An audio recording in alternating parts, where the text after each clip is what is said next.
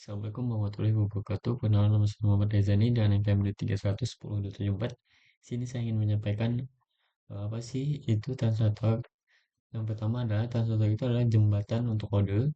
Translator adalah kode program esensial yang berfungsi untuk mengubah kode sumber yang ditulis oleh programmer menjadi kode objek. Yang kedua adalah bahasa mesin. Komputer secara fundamental hanya memiliki kode mesin, serangkaian instruksi biner 0 dan 1. Dan yang ketiga adalah memungkinkan komunikasi antara kita dan komputer. Mengapa translator itu penting? Yang pertama ada efisiensi program, yang kedua ada konversi ke instruksi, yang ketiga ada menjalankan program. Tiga pilar atau tiga jenis translator dalam komputer. Yang pertama ada assembly, yaitu menggunakan kode assembly atau bahasa tingkat assembly itu diubah menjadi kode mesin atau biner.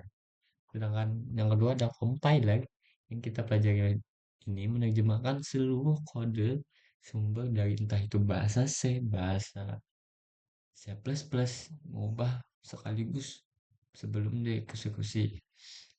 Yang ketiga, interpreter, menerjemahkan atau menjalankan kodenya sumber baris per baris secara langsung saat program itu berjalan, seperti misalnya Python. Assembler adalah jembatan bahasa assembly ke mesin. Bahasa ini tingkat rendah. Assembly salah satu langkah bahasa mesin binary menggunakan simbol untuk mewakili instruksi hardware, yaitu dikonversi langsung, dan aplikasi kritis digunakan untuk programan yang memerlukan hardware langsung, dan performa tinggi seperti perangkat keras, sistem operasi, dan program tertanam. Sedangkan compiler itu penerjemah sekaligus. Langkahnya adalah kompilasi. Compiler memproses seluruh kode, misal VLC atau CPP, yang menjadi semua kesalahan sintaktik. Jadi semua kode yang ada di file itu dideteksi semua kesalahannya, lanjut ke kode objek. Jika berhasil, compiler menghasilkan suatu file objek executable yang sudah sepenuhnya diterjemahkan ke bahasa mesin, yaitu 0 dan 1. 3.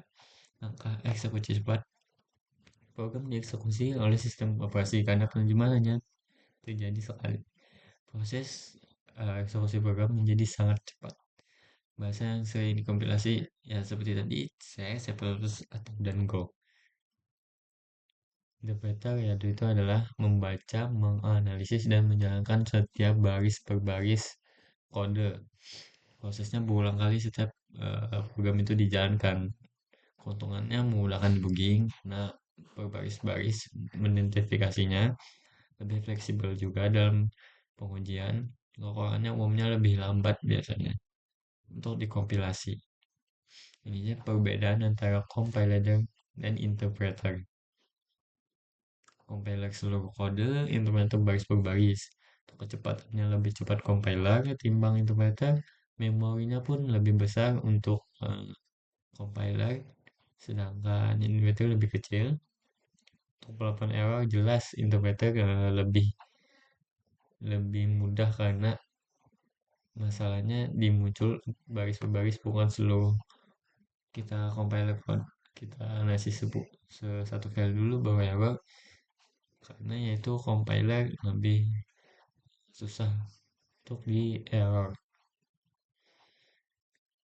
Contoh aplikasi translator yang dalam komputer modern OS seperti misalnya Linux atau Windows dikembangkan oleh menggunakan compiler C atau C++. Sedangkan pengembangan web dinamis saya menggunakan interpreter seperti JavaScript.